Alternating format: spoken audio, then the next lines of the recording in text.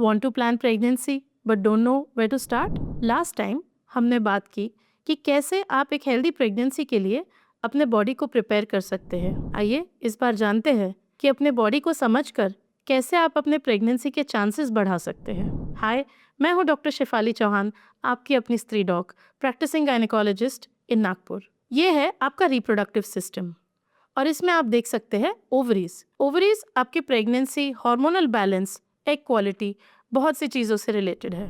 Ovulation यानी ovary से eggs का रिलीज होना। ये ओवम जनरली 24 to 48 आवर्स के लिए ही वायबल होता है और इसीलिए टाइमिंग बहुत ज़रूरी है। जनरली एक normal period cycle approximately 28 days की होती है और ये ओव्यूलेशन का प्रोसेस लगभग 14th डे पर होता है। और क्योंकि ये एग सिर्फ 24 आवर्स के लिए अलाइव होता है, ये टाइमिंग बहुत ज़रूरी है।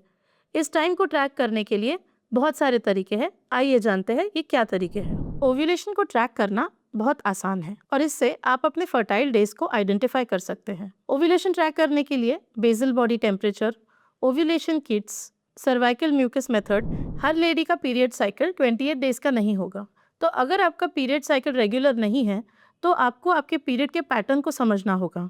सर्वाइकल म्यूकस के थ्रू डेट्स चार्ट करके, पीरियड डायरी मेंटेन करके आप अपने पीरियड साइकिल को समझ सकते हैं। फर्टाइल पीरियड जानना बहुत ज़रूरी है क्योंकि ये डेज आप मिस नहीं कर सकते। सो एक 28 डेज के पीरियड साइकिल में जनरली 14th डे पे ओव्यूलेशन होता है।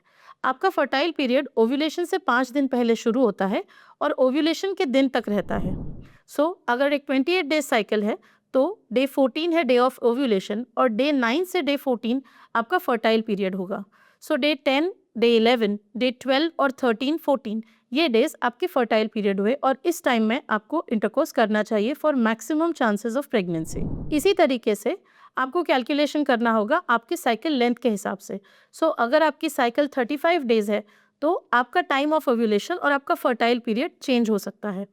अगर आपका पीरियड साइकिल बहुत ज़्यादा इरेगुलर है तो अपने गायनेकोलॉजिस्ट से मिले ये समझने के लिए कि आपका फर्टाइल पीरियड कब लाई करता है। अगर ओव्यूलेशन साइकिल को समझना आपके लिए ज़रा मुश्किल है तो आप गायनेकोलॉजिस्ट के पास जाकर मदद ले सकते हैं। कई बार सोनोग्राफी की मदद से ओव्यूलेशन को स्टडी करना पड़ता है जिससे कि आपको एक साइंटिफिक गाइड मिल सके आपके फर्टाइल पीरियड को आइडेंटिफाई करने के लिए और आपकी प्रेगनेंसी के चांसेस मैक्सिमाइज करने के लिए।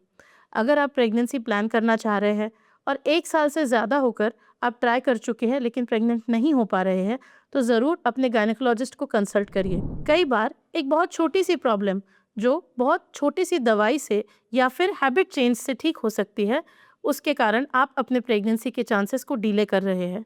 सो एक गायनेकोलॉजिस्ट के पास जाकर आप अपने इन सवालों का जवाब पा सकते हैं। सो अपनी साइकिल को ट्रैक करें, प्रेगनेंसी के लिए प्लान करें, एक स्ट्रेस फ्री लाइफस्टाइल रखिए और अपने प्रेगनेंसी की शुरुआत को भी स्ट्रेस फ्री बनाइए। सो share this with someone who may need it.